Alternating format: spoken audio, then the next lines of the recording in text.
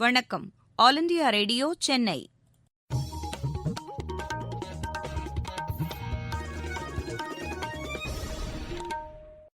மாநிலச் செய்திகள் வாசிப்பவர் சுமதி. தலைப்புச் செய்திகள். பிரதமர் திரு நரேந்திர மோடி மக்களிடையே மனம் திறந்து பேசும் மன் கி பாத் நிகழ்ச்சி இன்று காலை 11 மணிக்கு அகில இந்திய வானொலியில் ஒலிபரப்பாகிறது.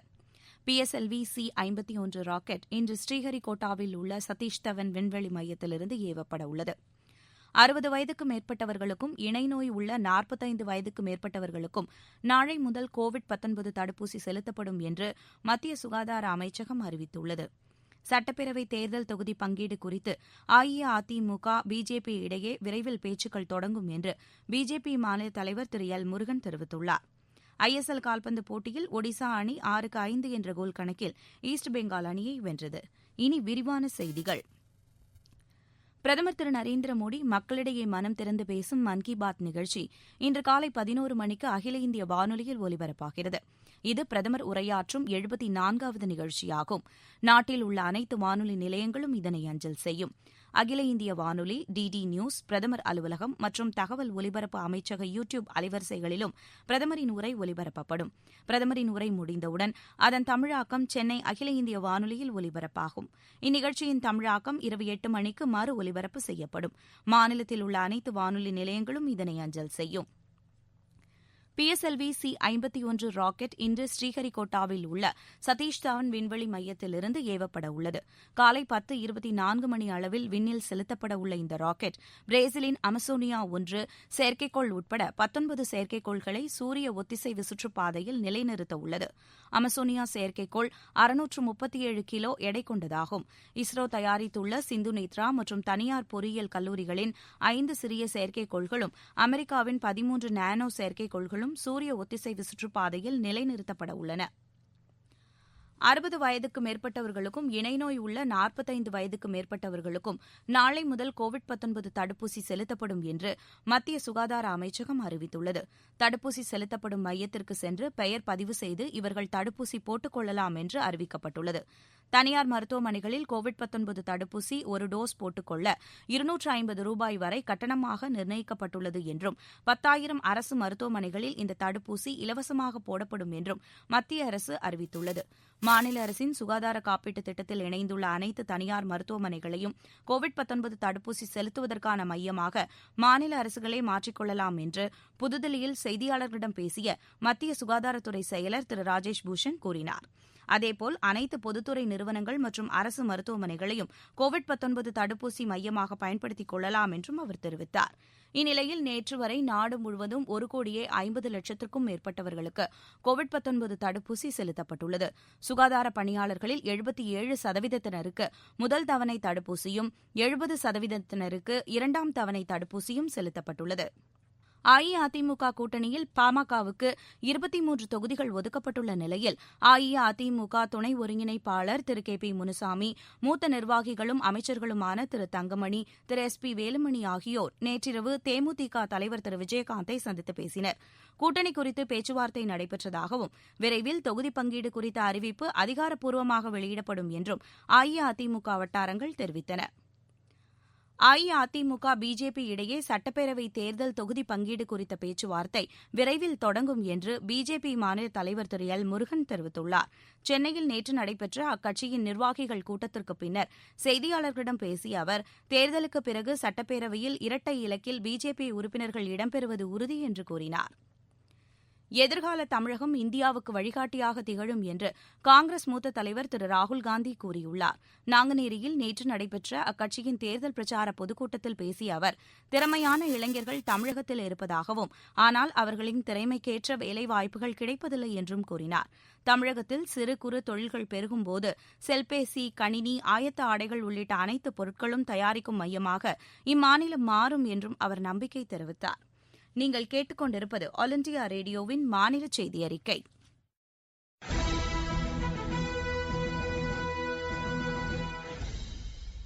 கோவிட்-19 ஒழிப்போம், தடுப்பூசிக்கு தயாராவோம்.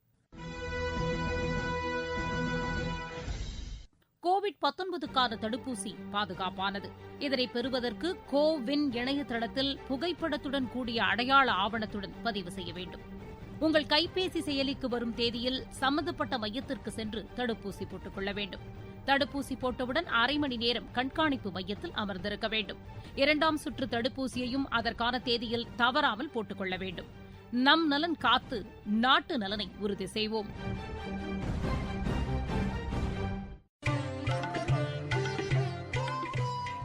கோவிட்-19 எதிரான போரில் நமக்கான 3 கவசங்கள். முகக்கவசம் அணிவோம், தனிநபர் இடைவெளியை கடைபிடிப்போம், கை மற்றும் முக சுத்தம் பராமரிப்போம்.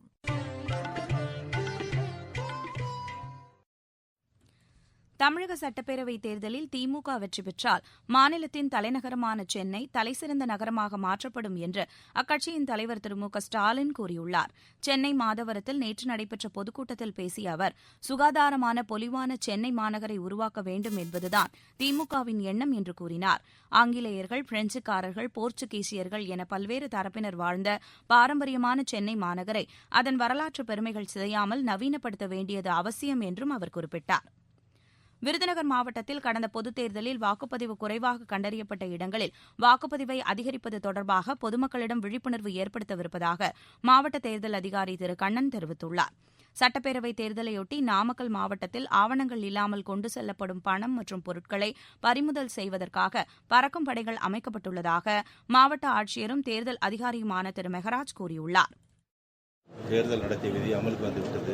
ஸோ அதை நடைமுறைப்படுத்துவதை கண்காணிக்க நாம் ஃப்ளையிங் ஸ்குவாட், ஒரு ஸ்டேட்டிக் சர்வேலன்ஸ் டீம் 2 டீமும் இப்போது கான்சல்ட் பண்ணி அவர்களுக்கு ஆணைகள் வழங்கப்பட்டு அவர்களுக்கு இப்பொழுது பயிற்சி அளிக்கப்பட்டுள்ளது. ஒரு கான்ஸ்டுவன்சிக்கு ரவுண்ட் தி கிளாக் மானிட்டர் பண்ணுவதற்கு 3 டீம் வைக்கிறது. இது 6 கான்ஸ்டுவன்சிக்கு 18 டீம், பறக்கும் படை 18, ஸ்டேட்டிக் சர்வேலன்ஸ் டீம் அதுவும் இதே போல 18. ராமநாதபுரம் மாவட்டத்தில் கோவிட்-19 தடுப்பு வழிகாட்டி நெறிமுறைகளின்படி 1050 வாக்காளர்களுக்கு ஒரு வாக்குச்சாவடி வீதம் கூடுதலாக 278 வாக்குச்சாவடி மையங்கள் அமைக்கப்பட உள்ளதாக மாவட்ட தேர்தல் அதிகாரி திரு தினேஷ் பொன்ராஜ் தெரிவித்துள்ளார்.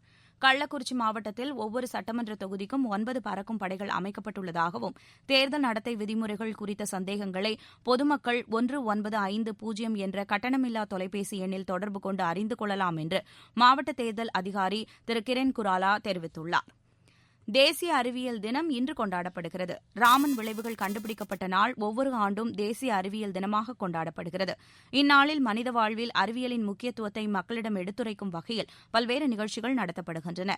அறிவியல் ஆய்வுக்கு ஏராளமான நிதி தேவைப்படுவதால் இந்தியா பல்வேறு நாடுகளுடன் கூட்டாக இணைந்து அறிவியல் ஆராய்ச்சியில் ஈடுபட்டுள்ளதாக விஞ்ஞான் பிரசார் மூத்த விஞ்ஞானி முனைவர் தாவி வெங்கடேஸ்வரன் தெரிவித்துள்ளார். இந்தியாவில் நம்ம பல நவீன அறிவியல் ஆய்வுகளில் ஈடுபடுறோம்.